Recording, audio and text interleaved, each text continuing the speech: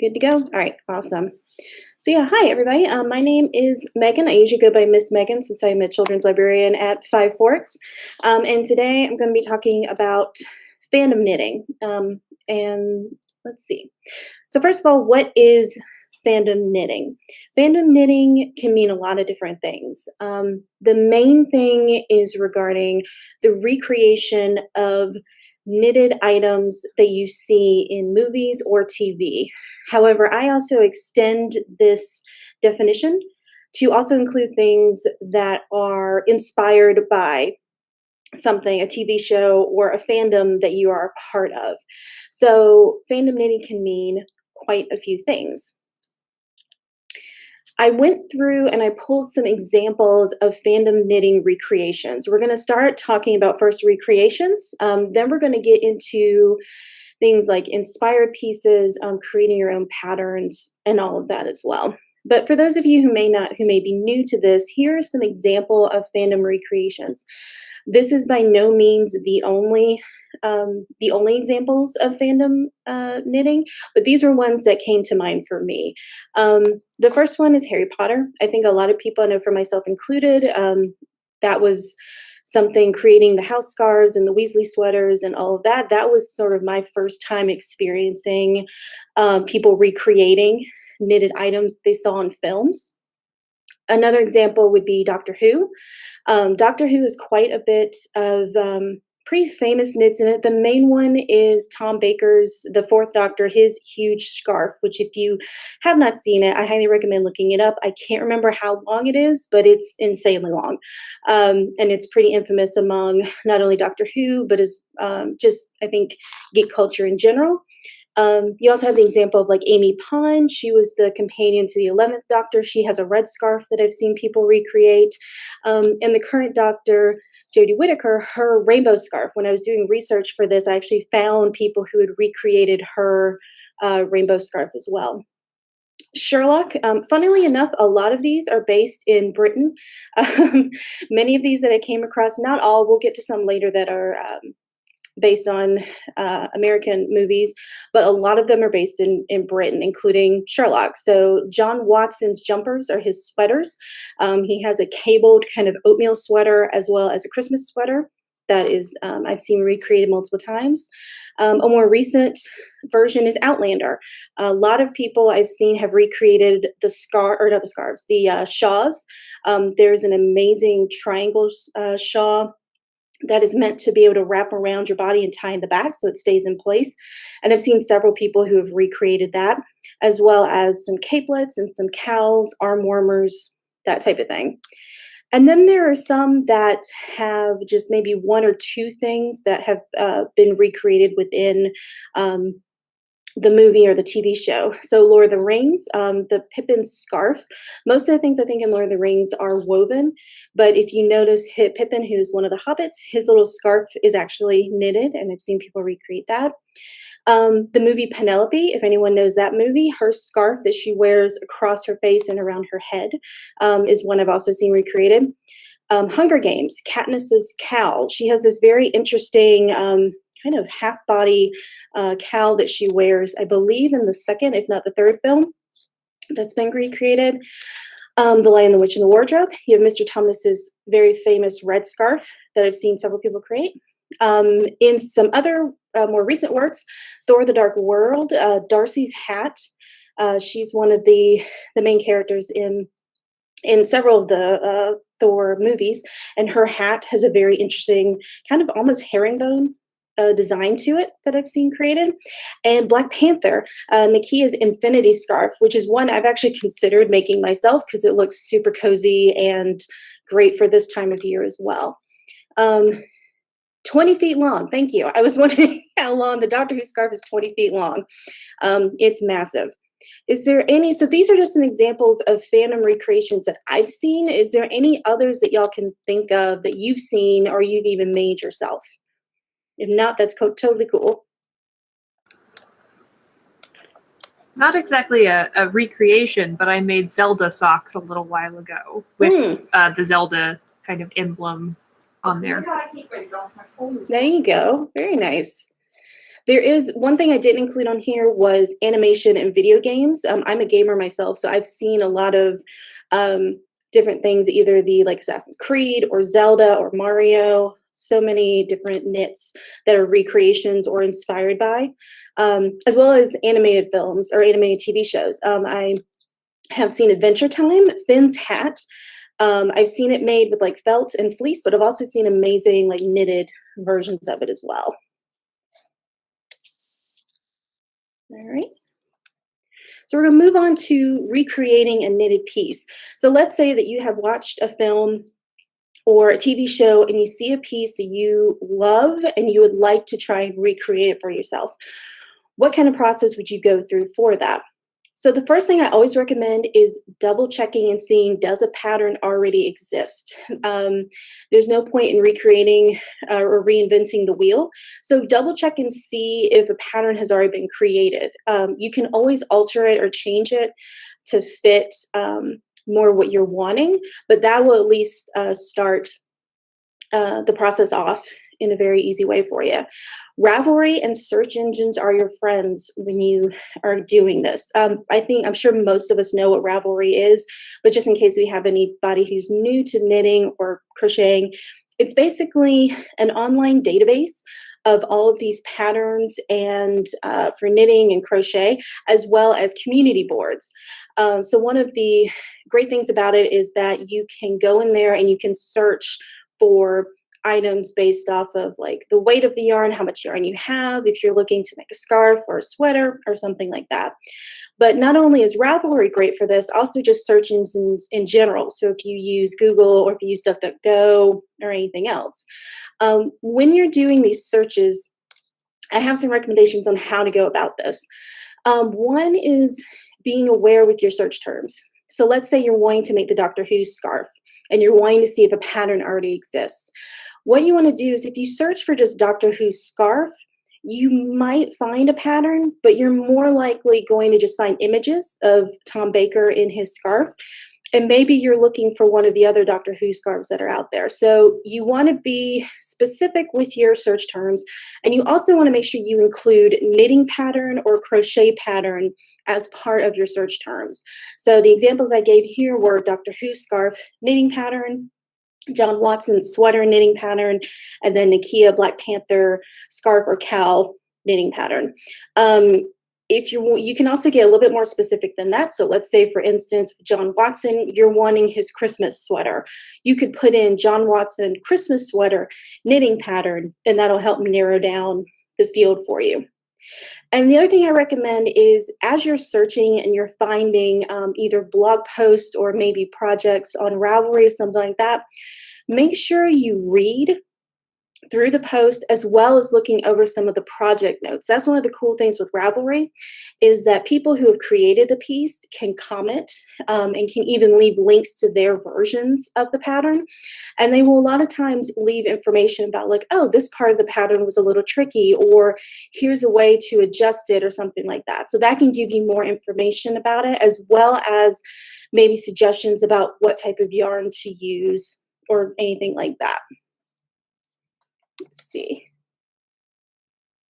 Oh, somebody said the notorious RBG collars and cowls. I actually have not seen those. I will have to look those up. That's pretty cool. All right. So we're still in the process. So let's say you have seen a show and you want to create it, but you want to create it using your own pattern. This is going to be a big undertaking, I will freely admit, but it can be a lot of fun, particularly in the research department if you're someone like me that really enjoys doing that kind of research. So the first thing I would recommend is find high quality images and large scale images or production stills of the costume or the piece that you're attempting to recreate. So I can demonstrate if you would like. One example is using Google. So let me actually switch over, and y'all probably already know how to do this, but just in case someone wants to see. So I'm going to use the John Watson example again. So here we are in Google, and we want to search for John Watson, let's say Christmas sweater. And in searching that, up here at the top, you can see we have all of these images of the sweater, as well as some people's recreations. You can click over to image, and then you have your pictures that you see here. Now, these pictures can be of varying sizes and varying quality. So one way you can kind of narrow it down is by going this little button right here under tools. If you click on that, it gives you options to be able to narrow down your search. And so what I do is go to size and then go to large. Now you'll see that this is kind of giving us a couple of pictures like this one here, where you can see some of the cabling. You have a pretty clear picture of how the, how the pattern works, how long the sleeve is, etc. But if you want additional pictures and you're not finding them when you go with large, I also recommend just going down to medium. Sometimes these pictures are a little bit smaller, but sometimes you can almost see a little bit more detail. So for instance, since we went medium, we now have this picture where we can see how, I bet we have a different angle on how the pattern of the sweater works. All right. Let me switch back over. Alrighty. So besides Google, there's a couple other resources that I highly recommend. First of all is the Internet Movie Database, or IMDb. If you don't know what that is, it's exactly like it sounds. It's a online database for movies and TV shows. It's fantastic if you're like me and you're sitting and watching a show and you're going, I know that actor from something else. What in the world is he from? You can go search the show, find the character, find the actors, see what else they've been in, etc. But the other cool thing is that a lot of times they will have publicity stills on IMDb. And so I can't guarantee you're going to find a ton of images, but that's just another source because they're usually pretty good size. They're usually very clear since they're production stills. And so that's just another resource that you can use. I tried to see if there was surely some type of costume database that would show images from when they were doing costume tests and maybe some up close shots. There may be such a thing and I just wasn't able to locate it, or it's something that may not be accessible to the public. But this was, although I would say that would be really cool if that was a thing that we could access. But the Internet Movie Database is kind of a good step in that direction. Also, look to see if you can find film or TV show companion books. A lot of TVs and movies, I know for instance, Lord of the Rings has several. I think Outlander came out with one. Will have the shows or the movies will have books that show really good quality production stills from these movies, or even just the costume tests and that type of thing. So that'll give you just another source to be able to look at the costume piece that you're trying to make from a different angle. Double checking to see what the colors might actually be, because lighting in film or in pictures can distort it a little bit. So double check to see if that kind of book exists. And of course, check to see if the library has it. If we don't, you can always request it through an interlibrary loan and we can see if we can get it from another source. So once you've found your high quality images, the next step is really researching and figuring out what type of garment are you making. So you found your image and you're wanting to make a sweater.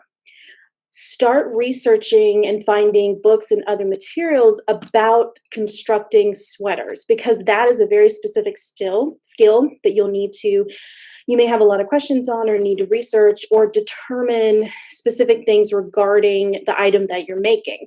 So for instance, if it has like if it's a sweater that has a drop shoulder or a drop sleeve on it, that may be something you've never made before. And so researching about the construction of that item will come in handy.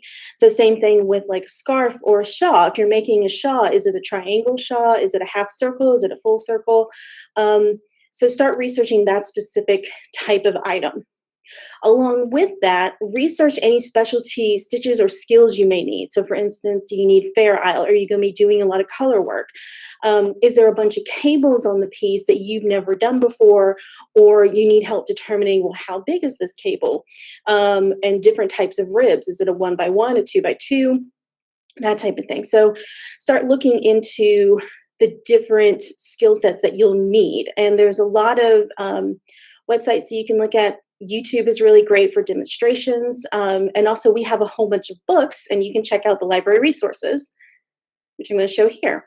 So we have quite a few resources regarding not only creating knitting patterns, but also just stitching dictionaries as well, which will come in handy if you've ever looked at a piece and been like, I can tell that's a rib, or I can tell that's a cable, but I'm not 100% sure what type of cable it is. You can look at these stitch dictionaries and get an idea of what the name is. So then you can kind of take it from there and figure out, oh, okay, how many stitches is it going to take? How many stitches do I actually need to twist to make this cable, etc. There's also the Knitting Pattern Essentials, which is on the top row, fourth from the left. It's really great about adapting and drafting your own knitting patterns as well. I also included a whole bunch of dictionaries and the Knowledgeable Knitter and the Vogue Knitting, because again, if you're starting a new project, sometimes just knowing and understanding what the vocabulary is for that piece will make it a lot easier to research further down the line the specific things that you're needing. I also included the Hand Knitter's Yarn Guide because, well, I'll demonstrate in a second, but when you're looking at a piece, you may also need to determine like what kind of yarn was used. And so using a book that talks about the different types of yarns can be very helpful in determining what type of yarn you may need to use for your project. So creating a pattern from scratch. I'm going to demonstrate the process that I do normally in creating a pattern from scratch. We're going to be using stock images, but we're going to pretend that these are film stills. And I'll show you how I normally do it. So here we have our first picture from our movie. And we have this lady is definitely decked out in a whole bunch of different types of knitted items. She has a hat, she has a sweater, and she has a scarf.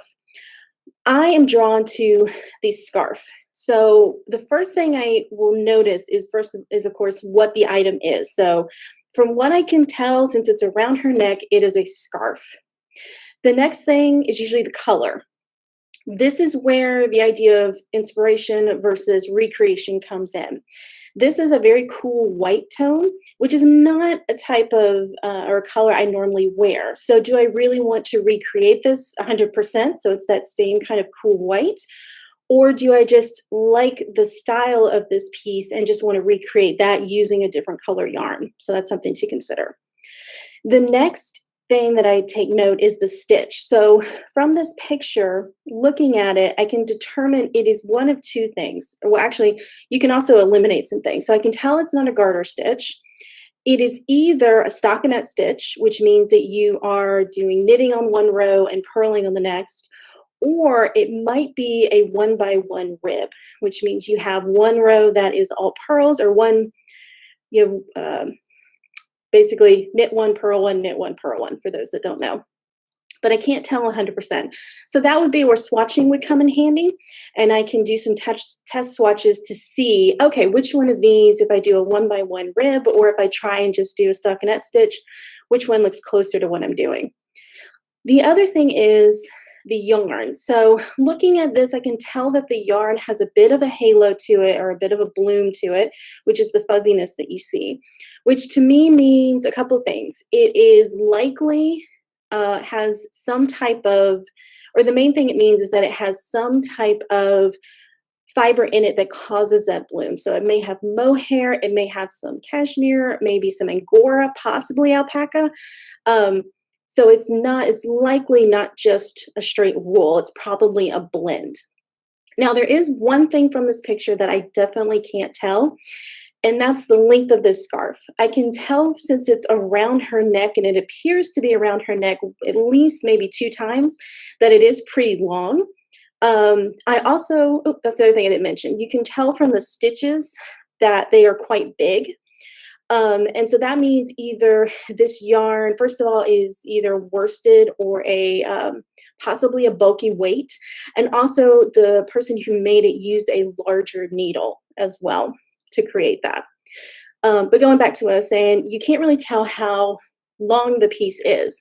So you could guesstimate, or you could go and watch the film again and see if you can, if the actress moves, if you can tell how long it comes down.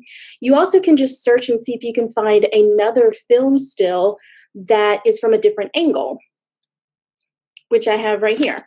So if you look at this, it actually isn't a scarf at all. It's actually a cowl. Or it's a scarf that she has the tail ends behind her on her back. So that's another thing that you would need to consider. Do you want to make a cowl, or do you just like this pattern and the fabric and the fiber that was used, and you want to try and just make a scarf out of it using it? So there's a lot of different ways to go about it. That's usually my process of how to do it. This is obviously a very simple example since it's just a scarf with a pretty simple pattern to it. This gets a lot more complicated if you're dealing with ribs or cables or any type of shaping or anything like that, and also color work. So, but this, again, just wanted to show y'all super simple example of how my process. Last but not least, I wanted to talk about another aspect of fandom knitting. So we've talked about recreation. There is also an aspect of inspiration as well. And some of you may have heard this term, but there's a term called Disney bounding. That bounding in general has kind of become its own term in a lot of fandoms. It was created, and it can also apply to knitting. So the blogger Leslie Kay made this term several years ago in her blog, and the term she created was Disney bounding. Basically, the idea is that in Disney World, at the Disney parks, adults can't dress or cosplay as the characters from Disney. This is likely just due for safety reasons. They want the children not to be confused when they go to the parks. They want to make sure that the adults who are just attending, you can tell the difference between them and the professional performers that they have there. So Leslie came up with this concept of Disney bounding, which basically means that you use street clothes to convey a certain character. And street clothes just means your everyday clothing. So you might match your colors to similar colors that the character wears, as well as like the placement color and that type of thing. So the example I'm going to give is Ariel from The Little Mermaid. So if you were trying to Disney bound as her, you might have a purple t-shirt, a green skirt, or a green leggings or green pants and green shoes to convey her mermaid outfit. You may also have a shell-shaped purse or a shell-shaped backpack. You can have a red accessory, either a bow or maybe a headband, maybe even red extensions in your hair to convey her hair. You could have maybe a crab-shaped ring, or maybe for Sebastian, or you may have a fork on the necklace for the dingle hopper. And there's different ways of doing it, but that essentially is what Disney bounding is. And you can do similar things with knitting, doing knitting projects from the fandom of your choice. And I'm going to show you two examples of this using actually the exact same pattern style. This is also great if you're someone who doesn't necessarily want their fandom like shining bright everywhere. If you want it to be maybe a little more subtle. One of these examples may be a little bit more brightly colorful and recognizable. And the other one may be something that really someone who is a super fan of the movie may recognize and realize what you're doing. So the first example is going to be a Cheshire Cat hat. So let's say yourself, or you have a child in your life, or anyone in your life who's a huge Alice in Wonderland fan, is a fan of the movies. And maybe you've looked for a Cheshire Cat hat and you just haven't really found something that you yourself really like the pattern of or anything like that. What you could do is find a pattern that conveys cat in some way. So in this example, there are these adorable cat ear hats that are basically just little beanies that fit pretty tightly to your head that have little cat ears that are knitted on the top. So you could use that kind of pattern, which again, you can search in Ravelry or Google for cat ear hat in Ravelry, or in Google cat ear hat knitting pattern and find so many. And then you could consider your color and the placement of that color. So are you wanting to do the 1951 animated Cheshire Cat? And if you do, those colors would be more pink and purple. You might be able to pull in some black from his eyebrows, or even some yellow, depending on what you want to do and how intricate you want it to be. Or do you want to do the Tim Burton, the 2010 Tim Burton live action one, where the Cheshire Cat is more of a light gray, a bright light blue, and teal. And he's more of just a tabby cat rather than the distinct stripes of the animated one. Either option is fine, and you can play around with, do you want to have actual stripes on the hat? Do you want it to just be the hat is gray, but it has like pom-poms on the end of the hat flaps that are bright blue or teal? There's different ways you can do it, but that's one example of a way you can kind of fandom bound with knitting, where a lot of people probably would recognize the Cheshire Cat one, the animated one, just because those colors are very recognizable as a Cheshire Cat, but they may not necessarily recognize the Tim Burton version. Also, I would highly recommend, if you're doing anything with knitting, if you're trying to figure out colorways and that type of thing, look for online color palette generators.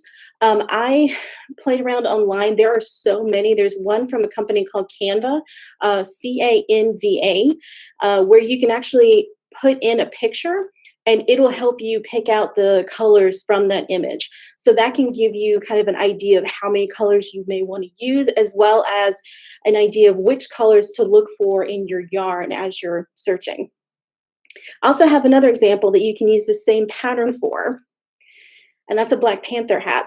So while I was searching, I actually found this, someone had created this pattern or this look, and I absolutely loved it and I wanted to share. So you can use that exact same pattern of the cat ear hat. You can probably make the ears a little bit shorter, and you can look at research images of the Black Panther mask, because it is black, but particularly the movie version, he has some silver outlines that go up onto the forehead. And so the person that I had seen who created this, they had black hat and then they had silver that came up the forehead and then went in kind of a little circle, kind of like his does in the movie. So it was this great little nod to this film and to this person's fandom. And someone who was a fan of the movie might notice it and be like, oh, that's a really cool Black Panther hat. But someone else may just be like, oh, it's just a cat hat. They may not necessarily recognize what it is. So another example, again, if you want to make something more for yourself than for, having like a, Captain America shield directly on a hat or something like that. Also wanted to show you some amazing library resources we have that include official knitting patterns from different fandoms, as well as just inspired. The first one on the left is Once Upon a Knit. This one is based on fairy tales. So if you are just a fan of fairy tales, this is great. If you're also a fan of Once Upon a Time, this has a whole bunch of patterns that you easily could adapt and change to make it for that specific look you're going for. Vampire Knits. This is actually, I believe, made by the same person, who did Once Upon a Knit. These are all unofficial patterns from the Twilight series. So if you are a fan of Twilight, these have, I know they have some of the mitts and I think some of the, I can't remember what else. I looked through it, but I know it has like the mittens in there that I've seen quite a bit. We have the Harry Potter Knitting Magic, which is an official Harry Potter knitting pattern book. So it has the scarves, the house scarves, has the Weasley sweaters. I believe it has the Quidditch house sweaters as well. There is some really cute ones in there as well. Geek Knits. This is one that I personally really love and I recommend to a lot of people. It is a bunch of projects that are based off different fantasy and sci-fi genres, and they use people from those genres as their models. So for instance, Neil Gaiman's in here, George R.R. Martin, the gentleman whose name escapes me, who created and starred in Mystery Science Theater, is in there, as well as, I can't remember his name, but he wrote Name of the Wind. He's a model in here as well. And there's a whole bunch of just amazing knitted items that you can make from there. And last but not least is Highland Knit. So this is all knitwear that's inspired by Outlander. I don't believe it's an official book. I think there has been an official one that has come out, but as far as I know, we don't carry it. If you find a book in another source that you really want to get and we don't have, you can either request for us to purchase, but I also recommend you can do an interlibrary loan and we can see if another library has it and we can bring it for you. Because I know there's like a Anne of Green Gables one, and there's quite a few out there.